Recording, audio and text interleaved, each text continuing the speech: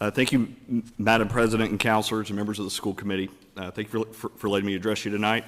My name is Alex Rodriguez. I live at 45 Appleton Street in Ward 7 and have real concerns about the budget that's going to be discussed for the first time today.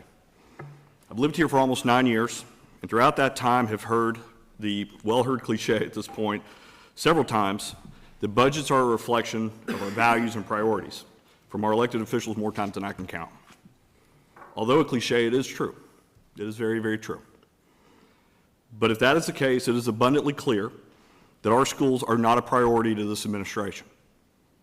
It is a budget that does not ask other parts of our city to make the kind of sacrifices our schools are going to have to make with consequences similar to the ones our schools are about to experience to the degree to which they will experience them. The approach this budget takes does not require one iota's worth of proportionate shared sacrifice. Frankly, it's shameful, and I vehemently oppose it. And if you're looking at it with any lens of objectivity, you should too.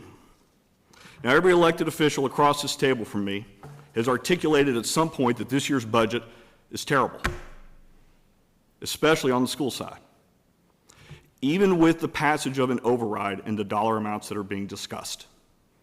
However, when brought in front of the school committee, only one member, Ms. Razzie Thomas, was willing to vote against the school budget, citing that it was not worthy of our kids.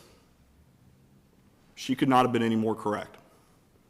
And I will forever be grateful for her principled leadership, and this community owes her a debt of gratitude. Counselors, you do not have to support this budget. You can defeat it, and it will lead to one of two results.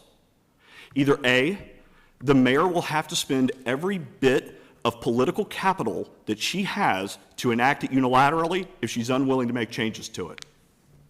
Or she will negotiate with the council to modify the budget to ensure a mandate of support. Counselors, let me be really, really, really clear. This is your time for choosing. You can either choose to go along to get along approach that will erode the confidence in your ability to actually look out for our schools. Or you can actually dig in and fight for our kids. The choice will be yours. In conclusion, I also want to ask those watching at home tonight to pay as close attention as possible to how many times you're going to hear our elected officials tell you how much they care about our kids, as if their good intentions should be enough to earn our trust. That simply cannot be the case anymore. And we must demand more from our elected officials other than performative nonsense. To some on the council, perhaps such a demand makes me, how should you put it, ignorant. But we have allowed the council to get by on their good intentions as it relates to school funding for too long. And it's time to stop listening to them tell us how hard they work for our city and our schools. Counselors, I say this respectfully. No one cares how hard you work. We only care about the results you produce. That is how you will earn our trust. Thank you.